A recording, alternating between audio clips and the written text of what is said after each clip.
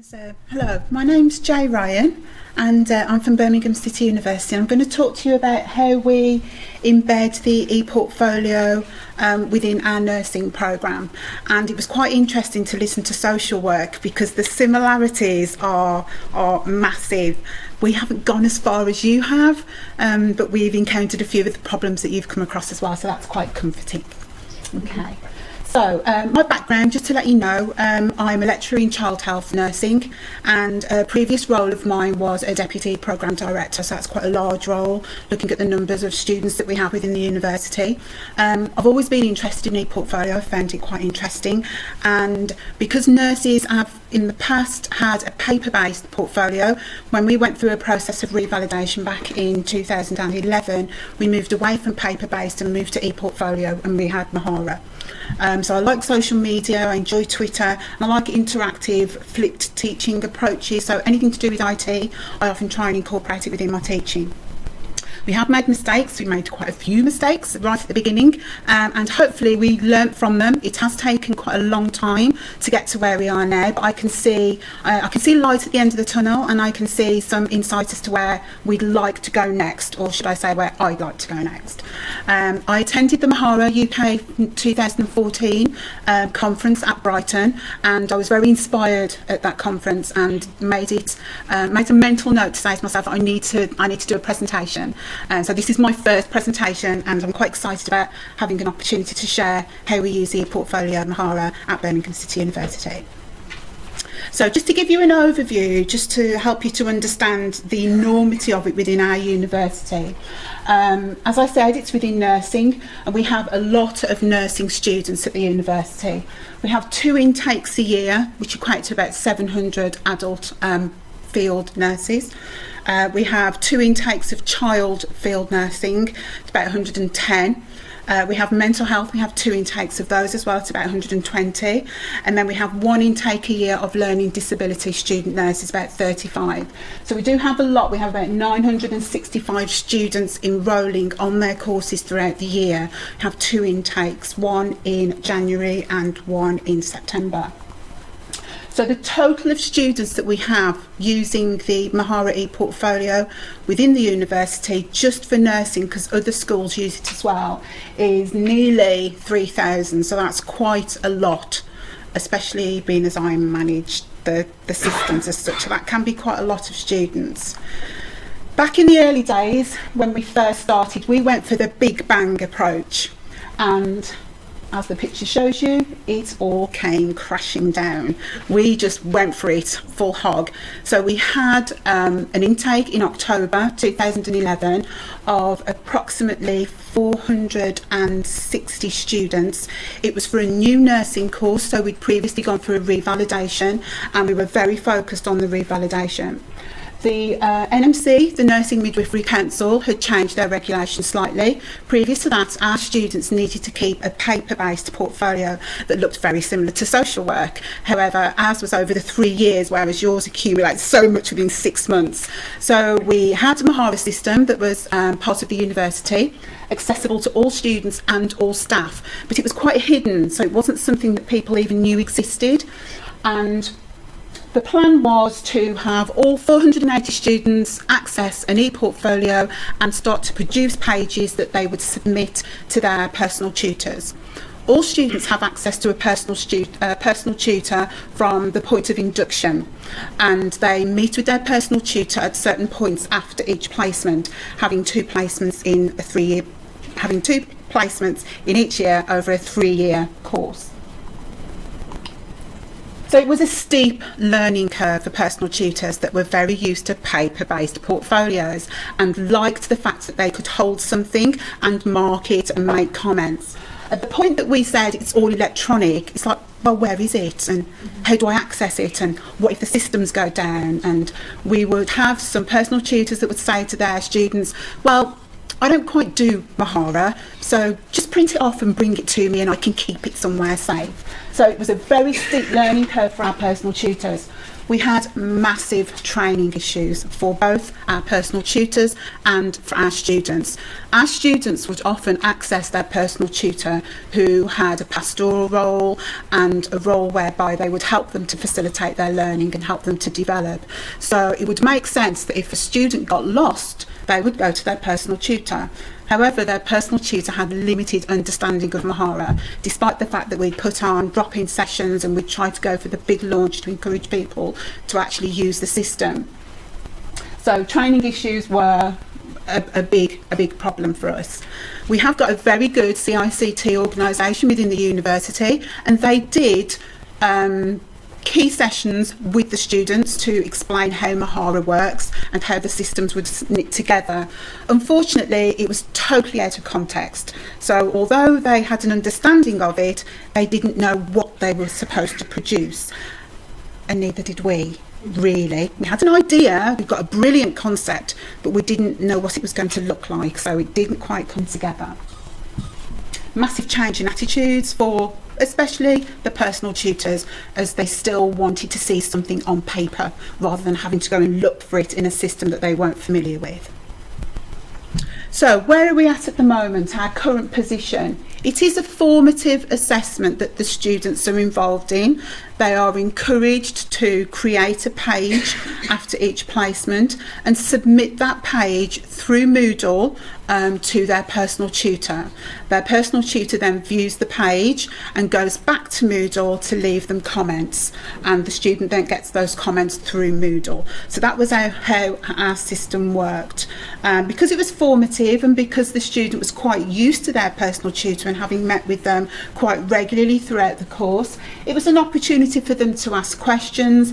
It was an opportunity for feedback, so that worked quite well. The personal tutor role, as I've said, is a pastoral role, and it is an opportunity for students to bring their concerns, their action plans, their pieces of reflective writing, their personal development plans, and the personal tutor can view these before their meeting and talk about them and also give them feedback electronically. There is a large element of reflection within the pages that we encourage the students to make. We don't give them templates, so we just basically say there are certain things that you need to make sure are on each of your pages.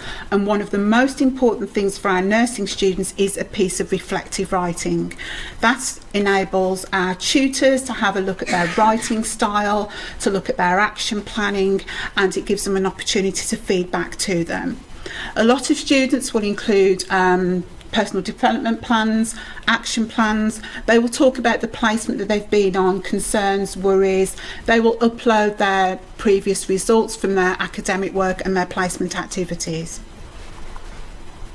Now, in year one, we have students create pages after each of their placements, and one of the biggest problems we had is that the students couldn't see how the pages related to the actual course they were doing. So what I decided to do was align each page submission with an actual module that sits within the programme. So I go and see all of the students at the beginning of their course, and I see them in relation to their professional values and academic skills module. This is at level 4. Now, one of the learning outcomes within this particular module focuses very much on students identifying strategies to facilitate their personal, professional and academic development, and it focuses very much on professionalism. This first page is an opportunity for the students to introduce themselves to their personal tutor, and we advise that they submit this page before they go out onto their first placement. So I've got an exemplar for you of Claire's profile, and again the students are encouraged to sit within a certain remit, think about professionalism, think about their nursing degree and think about their online presence. So here's student Claire Albrighton. She's put together a pledge about what nursing means to her. She's written an introduction about herself, and she's identified some of her educational and employment background elements. And those are the things that Claire wanted her personal tutor to know about her, what she'd done in the past and where she was coming from. In year 2, This is at level 5. Students have an opportunity to do what's called a community scoping experience. Now, this is a 4-week, it's not a placement, it's a 4-week, I was going to say placement, although I said it's not a placement. It's a 4-week period within their programme, and it sits within a Nursing in Society module, and it relates to a learning outcome that talks about strategies, personal development, and their need to be able to identify their own learning needs. And within this module, the students go out for 4 weeks into an area of their choice, and they scope that area and they identify the patient's journey or their client's journey, what services are available to them. This is a community scoping page from a student called Kimberly, and she is a nursing student, child nursing student, and during her 4 weeks, these are the areas that she chose to visit. She's focused very much on reflection, and she's looked at brainstorming and action planning and how she was going to break down those 4 weeks and decide what she wanted to do within each of those areas. So she definitely met the learning outcome with regards to how that particular module was put together. Year 3, this is at level 6. So this falls right at the end of the nursing programme, and the focus is on employability. And within the transition to qualified practitioner module, the students have an opportunity to create an employability page. And that focuses on recognising the need for ongoing personal development and the importance of professional development as a qualified practitioner. Now, our nursing body, the NMC, the National Nursing Midwifery Council, they've recently gone through a process of revalidation, and there is a lot of emphasis on portfolios, and it requires the student to keep themselves up to date after the point of qualifying in order to demonstrate what they've learned and how they've kept themselves up to date. We see an employability page as going part way to helping them to meet the needs of their own revalidation. It's also an opportunity for them to submit this information as part of their CV. They can use a secret URL, and they can attach that to their application forms and submit that under their personal statements. This is a copy of Hannah's page, and Hannah allowed me to use this as an exemplar. She talks a little bit about herself. She talks about her own learning style and the importance of herself and how she personally develops and plans, what her goals are, her career goals and her most rewarding achievements. She's focused very much on how she's progressed throughout the 3 years, and for those of you with very good eyesight, you'll be able to see that yes, she did get a first class honours degree, so her academic grades were very good, and she showcases that very much as part of her employability page. So developments, this is where we are currently at. If I didn't mention right at the beginning, you may have seen it on the slides, we're still using 1.5. So when I heard Christina talking about how Moodle and Mahara have moved forward and the connection between the two, and especially all the new things that you can do within Mahara, I so want us to be upgraded to the next system because I feel that we're so far behind. But we make it work because that's what we've got, so I need to speak to IT. So where we're at the moment, we use student academic mentors, and I see them as the key to ensuring that this works for us. Our students have become quite competitive with their pages. So our pages are all private. They are only visible to the people that you choose to share them with. So the personal tutors see the pages, and unless the students decide to share them with anyone else, no one will actually see those pages. So the competitive nature is starting to step up, and students want to share their pages. They want other people to see what they've actually been doing, and it's now becoming quite competitive as to how did you get your page to look like that? when mine looks like that? Show me how you do it. And at the moment, I've got 5 student academic mentors that work with me in paid employment. So they do this alongside their nursing degree. And I've discovered that students learn best from students. As a lecturer and as a personal tutor, I explain to my own personal students and other students what they need to do and how they can enhance their ePortfolio. But when the student academic mentors tell them what it means and the importance of it within their programme, that's when the light bulb goes on. So these student academic mentors work with me in year 1, year 2 and year 3. They do drop-in sessions. They have a Moodle course that has an online forum discussion. So all the students are enrolled onto that Moodle course, and that's where all the discussions happen. And then any students that are having difficulties, they can book themselves into a drop-in session, and the student academic mentors will run that session. They can have a one-to-one, or they can work in small groups. It depends what they need and what suits them best. I think the biggest change that we need to make at Birmingham City University is we need to give credit where credit's due. So at the moment, students are using the ePortfolio in a summative way, in a formative way, and I think we need to move towards a summative assessment.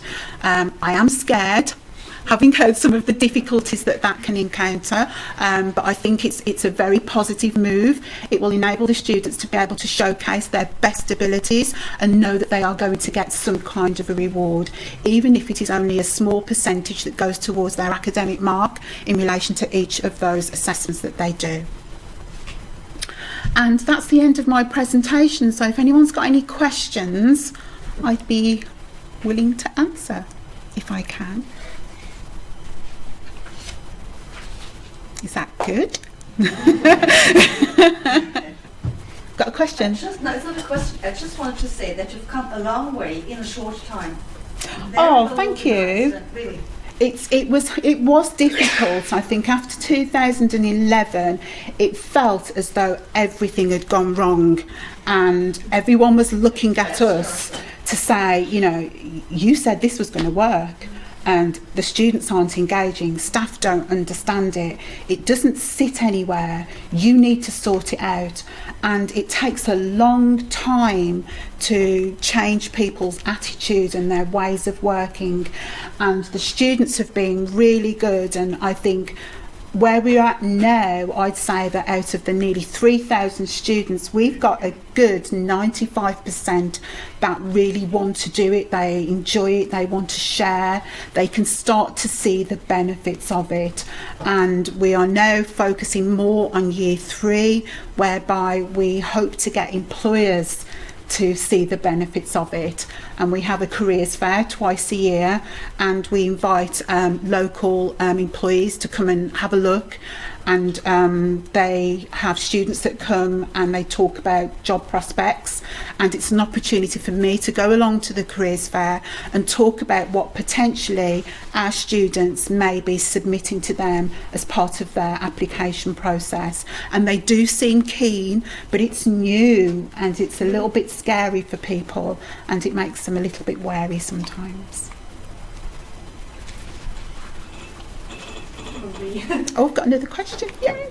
You may not be directly be able to answer. I'll try. As an institution, how do you manage people's access post graduation? Because obviously you're talking to a lot of people taking this with them. Yeah, that's a really good question. That's something we're struggling with, how we get rid of it. Yeah. And they come to leave, and our IT services within 3 months cut off people's Yeah, we've worked quite a lot with the university, and we've got quite a few employability groups, and we've stressed the importance that our students need to be able to have access to their ePortfolio longer than the end of their course. So at the moment we've got 18 months, which gives them time to decide what to do. And I do go in and see all of the students in year 3 in that module that I've mentioned, and I talk to them about how they can use their ePortfolio after they've qualified, and the fact that they will need to, after that 18 months, have decided what they want to do with it. And we talk about exporting. At the moment, we're advising our students to export to Folio for You or Portfolio Communities because of the similarity with those systems and with Mahara. And I've had a few students that have contacted me to say that they've done that and it seems to be working quite well. It'd be really nice to be able to export them straight into Mahara as an open source and encourage them to use it in that way. But these are the systems that we've been advised for the university to actually use at the moment. But, you know, because we've got 18 months, I think it gives them a bit of time to think about what they want to do, rather than as soon as the course finishes, it stops and they lose everything. Yeah. Well, it's really against the idea of portfolio, because portfolio is a lifetime. Absolutely. So they need to be able to. Somehow we have to make sure that they have lifetime access to it. Yeah. All across institutions. Yeah. All across institutions. Since graduation's finished, that's it. Student holders access. Yeah. Students will not buy in if we tell them, well, when you leave the institution, will you work as lost? No one will do that. Yeah. Completely agree. Now that's the IT people who haven't got the idea and the sense of We are now. I'm sorry, but we That's just gone okay. over a little bit, and Yeah. we've got 2 talks with sponsors now, so you can see one of them coming down, and then I think it's